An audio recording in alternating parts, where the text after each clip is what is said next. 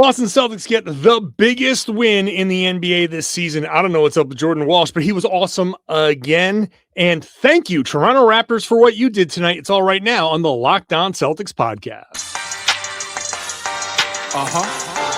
Yup. Beantown, be ever ready.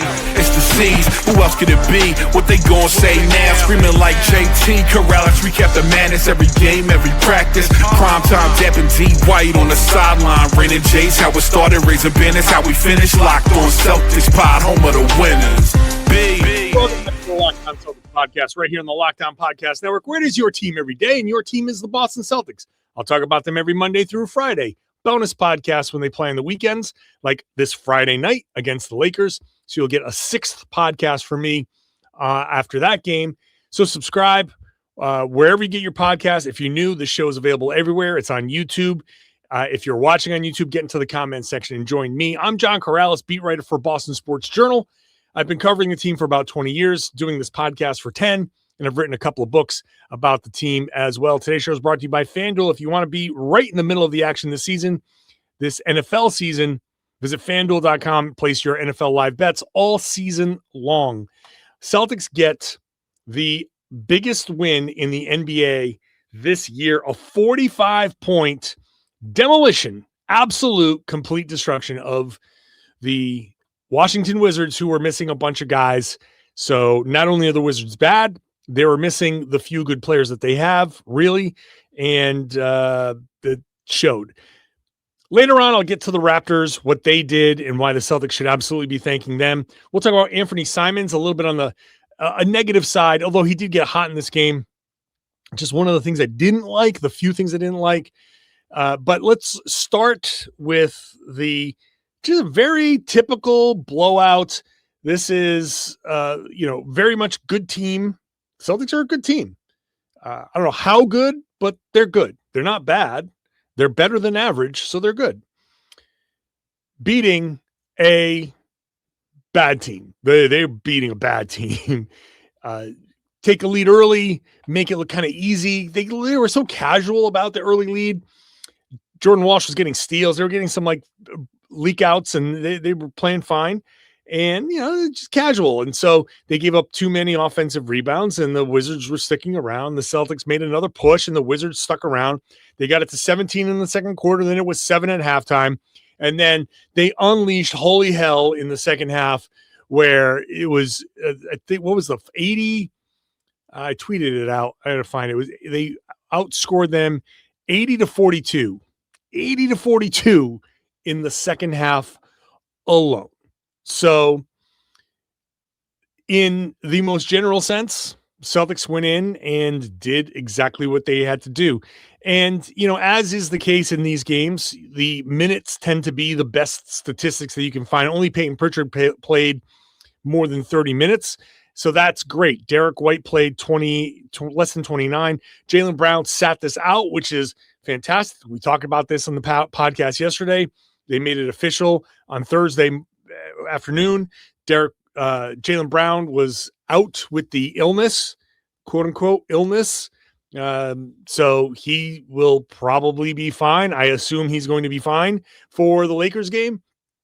And you get 29 minutes from Jordan Walsh. You get 20 for Hauser. You get 25 for Simons. And a lot of that was garbage. So these guys didn't play a lot in this game. They shot well. They 20 of 47 from three. They did all of the things that they had to do. They walked into Washington. They kind of smoked them. And Derrick White, I knew somebody was going to have a get right game in this one. Derrick was the guy. 30 points, 9 assists, 7 rebounds. He shot 57%, 42% almost from three. And the one thing I've been waiting for Derrick White is to build on these games. So I want to see, this is good. This is unquestionably good. And Derrick has been playing better lately, although his shot has been kind of in and out the past few games. But Derrick has been, generally speaking, he's been himself in other areas of the game.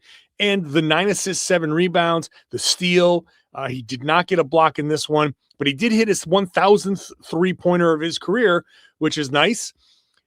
he's putting a, more typical Derrick White season together.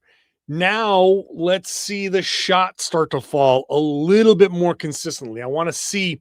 Now he's not going to shoot 57% and 42% from three all the time, but can you get to the high 40 to 50% shooting on a more regular basis? Can you get to the 37 to 40% three-point shooting on a more regular basis? He's going to be a more high volume guy, which always leads to more high variance when you're a three-point shooter. But can you get to just that little bit more consistency? The Celtics have been consistently like putting little bits together all season long. They continue to improve, and look, they're the 5th seed now. I don't really like talking about seeds before Christmas, but they're 13-9. They're coming out of the stretch in much better shape than I thought they would. Remember, I think what I was saying when they came out of, like, I was hoping they would come out of the Lakers game somewhere above, like, can they be 500 by the time they get out of this stretch and they get into this few weeks of a game, 3 days off, a game, 3 days off. Can they just survive? They're better than survive. They're 13-9. They've got more wins than Orlando, Philly, Cleveland, Milwaukee, Chicago. I think maybe the people thought the Celtics were going to be in Chicago's class for most of the season. So they're right there, 4 games out of first. They're in the mix. So can Derrick White be the more consistent player that we're hoping that he can be? Like Payton Pritchard, has been a little bit more consistent, but his shot didn't fall exactly the way he wanted it to in this game. 20 points, 8 assists, 6 rebounds, though, a steal. He was still pretty good. Like, and there were stretches, Derrick had a stretch early. Payton had a stretch in the second quarter. Then Derrick came back. Jordan's stretch in the second quarter was just mind-blowing. Man, this guy is just, I cannot begin to express how, like, we're at the point where this is like shocking, the turnaround. And I know people, this is, my favorite / least favorite thing that people do, because it's like, there's no room for somebody improving. If you're a Jordan Walsh fan or a Neemias Queta fan or a fan of like Jaylen Brown, like the improvements that guys make aren't improvements. They're just, it was always there. You just didn't see it, or they just never got the opportunity. It's never an actual improvement, which is actually giving the guy more credit, than just saying it was always there. Give the guy the credit for putting in the work. Like, saying that Jordan Walsh improved, if you're sitting there saying, no, he was always this good, then no, he wasn't always this good. And he'll tell you he wasn't always this good. He is this good now because of the hard work and the confidence that he's getting set after the game. The confidence is a huge part of this. Let's talk about that, because his second quarter stretch was, I think, where this game changed. I know that the second half was as dominant as it was, but once again, Jordan Walsh comes in and changes the game and has a stat line that we haven't seen since Kevin McHale. We'll talk about it when we come back. Today's show is brought to you by DoorDash.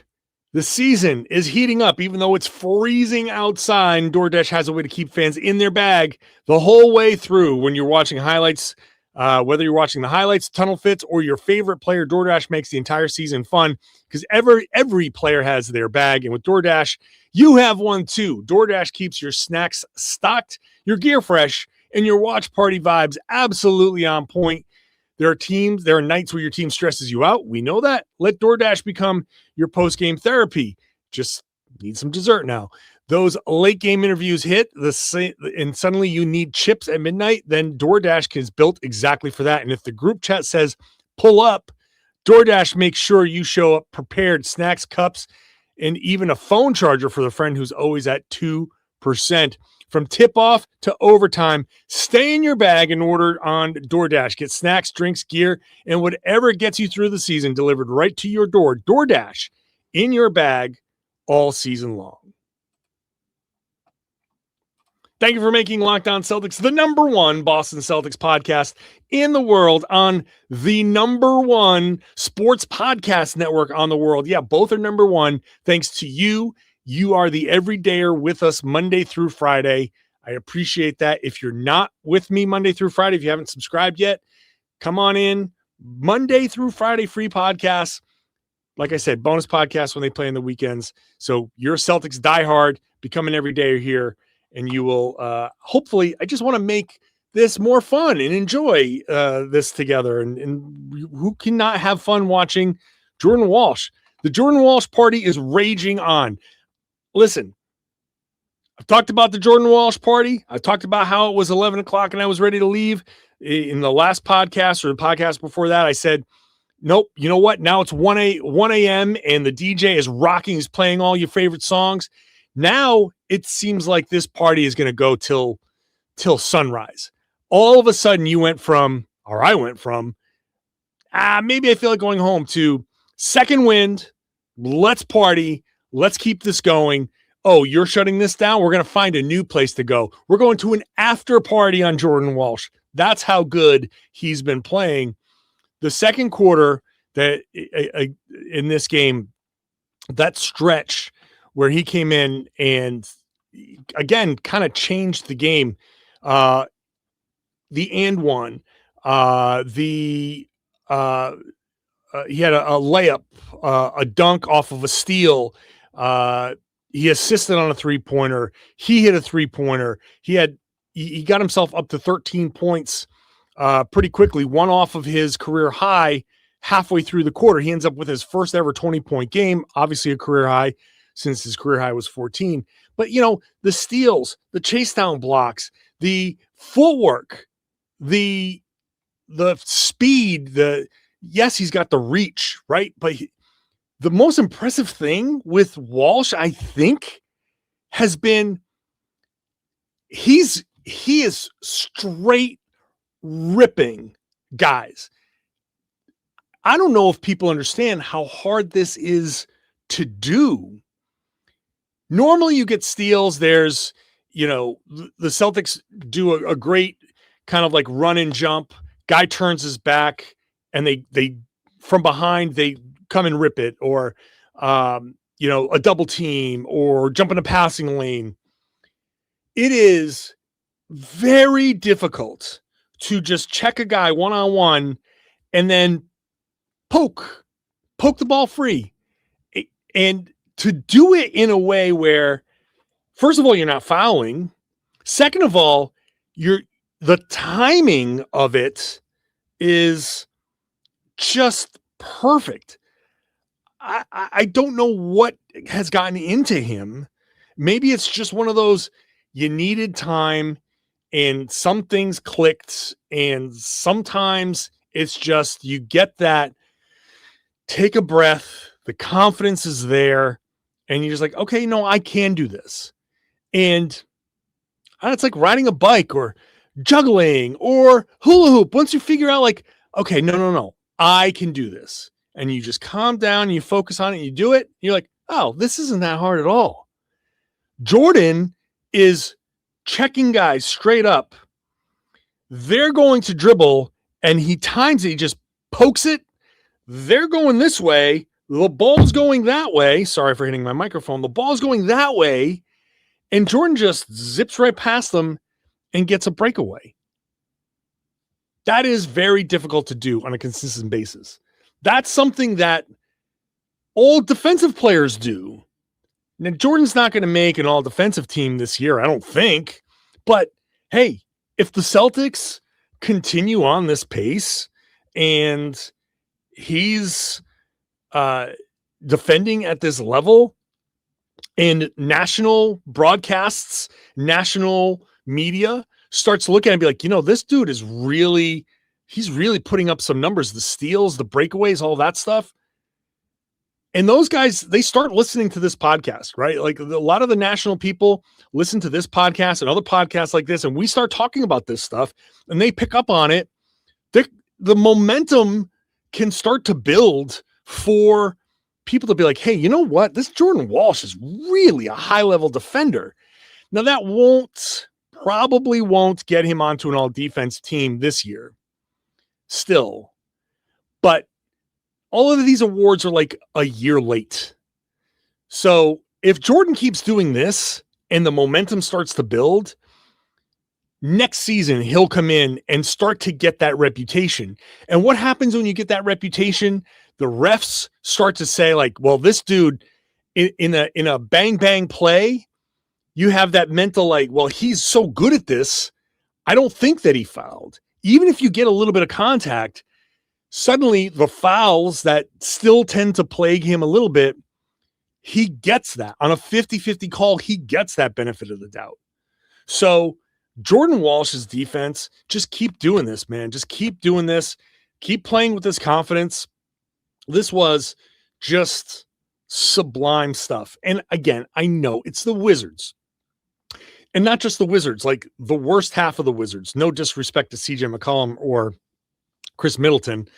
But, you know, there's only so much you can do. I kind of feel bad for those guys kind of wasting away on that team, but it is what it is, man. That's NBA life. Sometimes you end up on a bad team to end your career. So Walsh's run in the second quarter kind of changed everything. Now they got a lead up to 17 and it got whittled down to 7. I don't really care about that necessarily. That was, they went into halftime. They got their heads on straight. They came out. They stopped giving up offensive rebounds and second chances. They started playing better defense. Just overall, they started running out a little bit more and they were hitting shots. And then Derrick was just awesome. Like I said before in the third, and they ran away with it. But Jordan was incredible. But then you get Josh and Ugo and Nemi. Like all of those guys deserve their fair share of the credit here too, because though they have all had their own stretches. Like Queta, 17 points, 4 rebounds, 2 assists, 4 block shots. The progress just from this season, and Scal was talking about it on the broadcast, where Nemi is playing faster. He's just playing he's making the decisions faster. He's getting in and out of the screens faster, but he's going up with the ball faster. Look at him from a year ago. And I know there's a lot of Neemias Queta fans here and people who have given me a lot of crap for being down, no doubt, being down on Queta. Like I've had to come around on Queta, but the reason I've come around is because he has improved tremendously from this point last year when he was bringing the ball way down. There's a play, I think it was the dunk early in the game, second quarter maybe. There was no way he was making that play last year. No chance, because he was in and out of the screen. He got the ball, he went right up with it. And last year, I don't even know if he rolls. I don't know if that timing even gets to a point where he catches the ball. But even if he did catch the ball, that thing would have been down at his knees, guaranteed. And now he's keeping that ball up. It was the number one thing that I was asking for last year. He came around, he learned it, and he's been great with it. He doesn't bring the ball way down anymore. Massive improvement.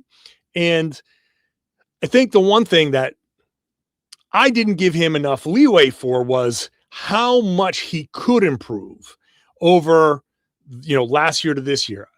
I figured he would improve some, but this level of improvement is super impressive. And, I didn't see this much coming. He's been really, really good. Minot has settled into this role where, now he's coming off the bench. He's still hitting threes. He's still he 2 of 5 in this one. He's 40+% from 3 this year. That shot does not look like it should go in 40% of the time, but it does. So, and then Ugo, the incredible instincts from this kid, that chase down block from him, even though the Wizards ended up scoring on that, on a real nice pass. Who was it? Vucevic that through the Vucevic. I don't know this kid, but he's a young kid that made a great pass. But anyway, regardless, the chase down block, the defense from Ugo, he has some things to learn. And also shout out to Scal for asking the question. I was asking this question at the beginning of the season. With the lull in games coming up, like 3 days off, This is an opportunity to let Ugo go to Maine and play a game or two and play 35 minutes and go spread your wings and play basketball. Just go play basketball. If for nothing else, just reward the kid with an opportunity to just go play 35 minutes of unencumbered basketball. Like, just go let him play. I mean, he plays now, but he's in a specific role. Just go let him play. I never thought that we'd be in any game, regardless of the Wizards and regardless of how shorthanded they are. I never thought we would be in any game where I was talking about Jordan Walsh changing things, Ugo Gonzalez making key plays, Minot hitting big threes. It's unbelievable. And that's really the most important thing the Celtics should have gotten from this season. Now you look at Walsh and Minot and Ugo and Nemi, and you're like, wow, they didn't just hit on one or two of these guys. They're hitting on all of them. Like, maybe Luka Garza is not a hit. Okay. Then if that's the one that doesn't hit, then amazing to have that level of success. And it's like a minimum contract. So good luck, Luka Garza. Like, I'm sorry, but good luck. So just impressive to see all those guys. Not impressed with Anfernee Simons again, but I am impressed with what the Toronto Raptors did. That is coming up next. Today's show is brought to you by FanDuel. NFL Sundays move fast, one big play, and suddenly everything feels different. That's what makes live betting with FanDuel so exciting. You're not just watching the game, you're reacting to it in real time. With FanDuel, you can place bets as the action unfolds, every drive, every momentum swing, every highlight moment. Live betting is best when the game starts to shift, a receiver gets hot, defense tightens up, or the momentum flips after a turnover. FanDuel lets you jump into the moment. Live spreads, money lines adjust instantly. Player props update as guys heat up. You can bet the next touchdown, drive results, totals, and more. It keeps you locked into every snap, every drive, every possibility. If you want to get into it, go to FanDuel.com, place your NFL live bets all season long. When you sign up, make sure you use the tools that are available to you. Set your limit, set your budget so you can gamble responsibly. If you hit a cold streak, they'll stop you until you can replenish your funds. So don't worry about it. If you set your limits, that you'll be good. So go to FanDuel. Game moves fast. So can you.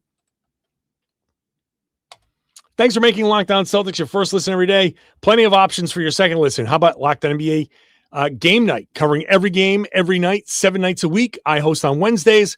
I think Jake Madison is back from his honeymoon after getting married in New Orleans a couple weeks ago. So we'll be there. Locked On NBA in the afternoons. Locked On Fantasy Basketball, Josh Lloyd. All great options on the #1 sports podcast network. That's why we're #1, because we got so many great options. You can check them out. Also check out Locked On Wizards. Get their reaction after these games. Okay, Anfernee Simons is my one little quibble from this game.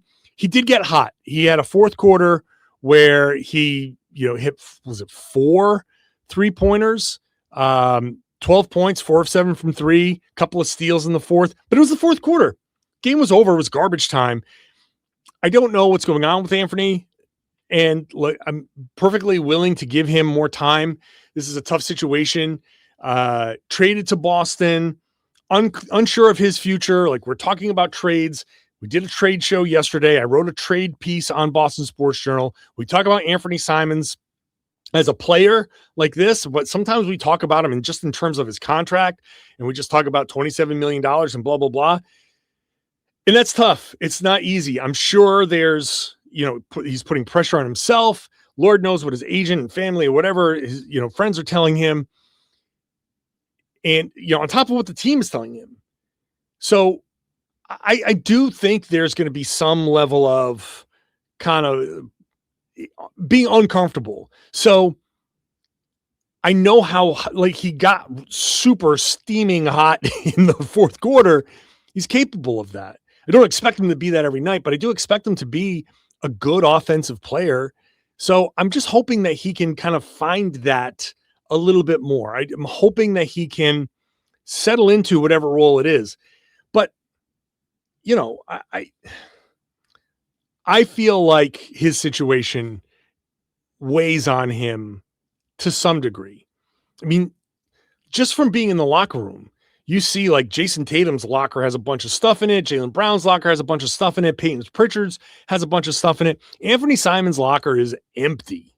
It's empty. And I think that's for a reason.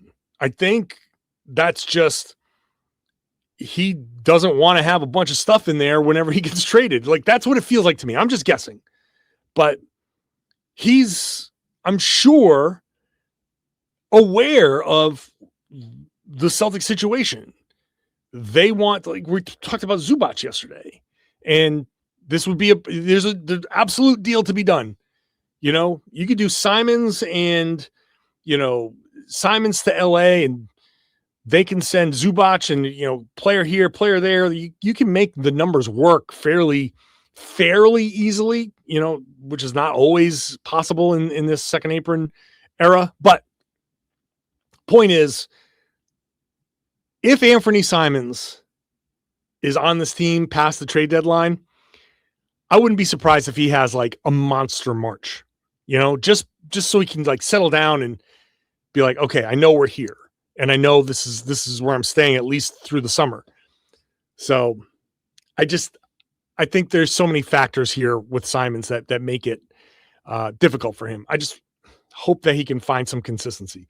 The last thing I wanted to get to here is thank you, Toronto Raptors. Thank you, Toronto Raptors, for pushing the Lakers to the limit. The Lakers won that game 123-120 on a Rui Hachimura buzzer beater, so they were right down to the wire. Luka Doncic didn't play. He's in Slovenia. His fiance, I guess, just had a baby. So he had a second child.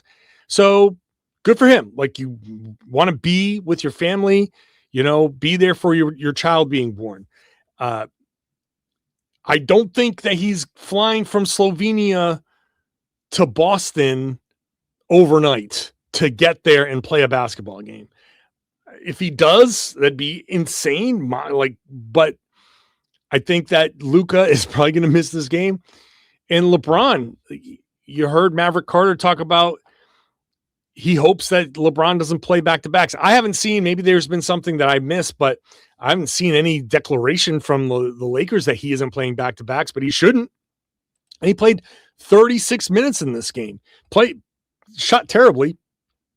Oh, wow. He only scored 8 points. Oh, I didn't even notice that. His streak of 10 points per game, double digits, is over. Yeah. Oh, wow. I didn't even notice that. So that's been a big deal. Like the other day, he stayed in the game to specifically score 10 points.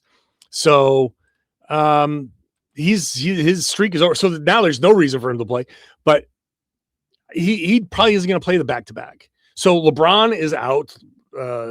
Luka is probably out. So thank you, Toronto Raptors, for pushing them to the limit, because Austin Reeves played 41 minutes. Rui played 35 minutes.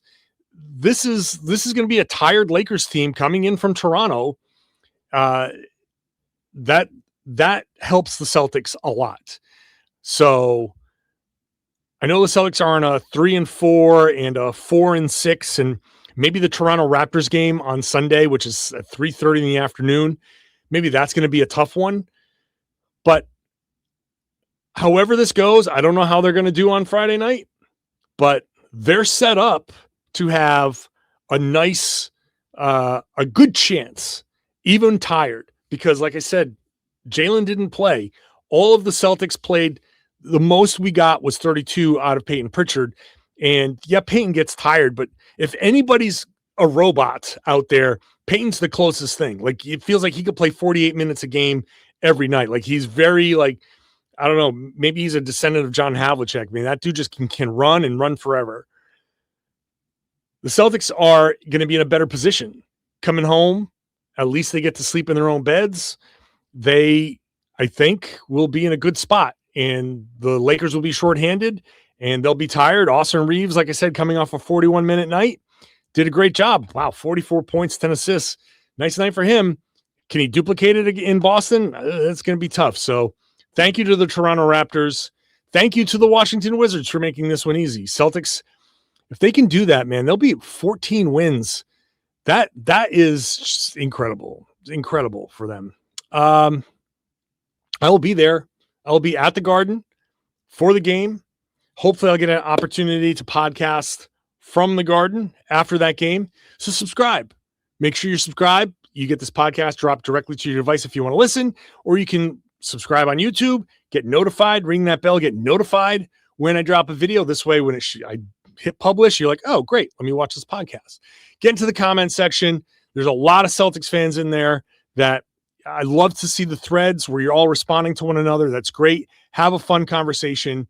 And if you are inclined, I would love it. It would help me out a great deal. Give me this gift for the holidays. Share the podcast. Tell everybody they should be listening to and watching the Locked On Celtics podcast here on the Locked On Podcast Network. It's your team every day.